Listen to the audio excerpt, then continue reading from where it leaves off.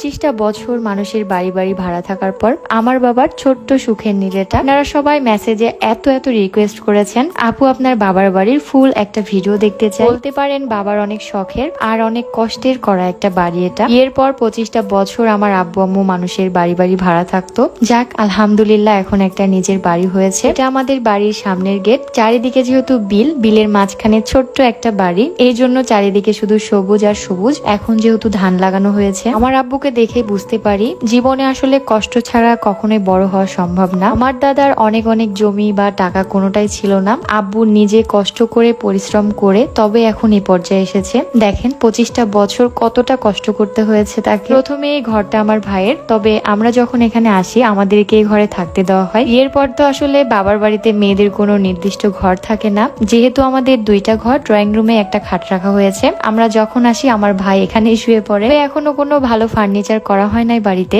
যেহেতু বাড়ি করতে আব্বুর অনেক টাকা খরচ হয়ে গিয়েছে। আমার আগের ভিডিওগুলোতে আপনারা এই খাটগুলো অনেক পছন্দ করেছিলেন, এবার অনেক কাছ থেকেই দেখিয়ে দিলাম। এটা আমার মায়ের শখের রান্নাঘর। মা সবসময় বলতো রান্নাঘর আমি বড় রাখবো। মায়ের পছন্দ মতো টাইলস করা হয়েছে এবং ডিজাইনও করা হয়েছে। আর রান্নাঘরের পাশে বারান্দা থেকে খুব সুন্দর একটা ভিউ দেখা যায়। অনেক বেশি গরম থাকে, এই ঘরে প্রচুর বাতাস হয়, যেহেতু বিলের সামনে ঘরটা এটা, তো আমরা সবাই মিলে এই ঘরেই থাকি। দেখা যাচ্ছে ওপরে নিচে এভাবে থাকা হয়, কখনো আব্বু আম্মু নিচে থাকে, আমরা উপরে থাকি। সকালের খাওয়া দাওয়া শেষ করে প্রতিদিন আমাদের বাড়িতে চা খাওয়া হয়। আব্বু আম্মুর জন্য চা বানাতে এসেছিলাম। এবারও বাড়িতে আসার সময় আব্বুর জন্য শ্রীমঙ্গলের আসলে চা পাতাটা নিয়ে এসেছি। আব্বুরা এই চা পাতা অনেক পছন্দ করেছে, এর আগেও একটা দিয়েছিলাম, অনেক বেশি পছন্দ করেছে। তো আদা দিয়ে একটা রং চা বানাবো এখন। যারা অনেক বেশি চা খেতে পছন্দ করেন তারা কিন্তু অথেন্টিক শ্রীমঙ্গলের চা পাতা খুঁজে থাকেন। চাইলেই আপনারা টিচেক থেকে প্রিমিয়াম কোয়ালিটির এই চা পাতাটা সংগ্রহ করে রাখতে পারেন। আগেও আব্বুকে 1 প্যাকেট চা দিয়েছিলাম, অলরেডি অনেকগুলাই শেষ হয়ে গিয়েছে। এবারও আব্বুকে কিছুটা দিয়ে যাব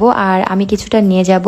আর ওনারা কিন্তু মৌসুমের সেরা চা পাতাগুলো সংগ্রহ করে থাকেন। আপনারা যদি ওনাদের টিচেক ওয়েবসাইট থেকে জুই কুপন কোড ইউজ করে থাকেন তাহলে আপনারা 15% ডিসকাউন্ট পেয়ে যাবেন। আর পেজ লিঙ্ক তো অবশ্যই আমার ক্যাপশনে মেনশন করে দিব। আর এই তো এটা হলো আমাদের বাড়ির পিছনের দিকটা, দেখেন কতটা সুন্দর লাগছে মাশাআল্লাহ। চারিদিকে বিল আর মাঝখানে ছোট্ট একটা বাড়ি। এখন যেহেতু ধান লাগানো হয়েছে শুধু সবুজ আর সবুজ। এরকম সৌন্দর্য আপনারা শুধু গ্রামে আসলে দেখতে পারবেন। ধানের গাছগুলো বড় হয়ে যখন ধান পেকে যাবে এত সুন্দর একটা ঝনঝন শব্দ আসে বাতাসের সাথে, খুবই মনোমুগ্ধকর। দেখাবো না, আপনি কিনে নিয়েছেন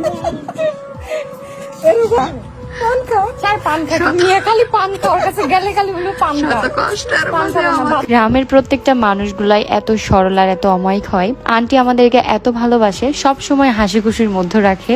ফ্যানও খুব কম চালাতে হয়, খুব সুন্দর একটা ঠান্ডা বাতাস আছে। তো যাই হোক, আজকের মতো ভিডিও এখানে শেষ করছি। সবাই ভালো থাকবেন, আল্লাহ হাফেজ।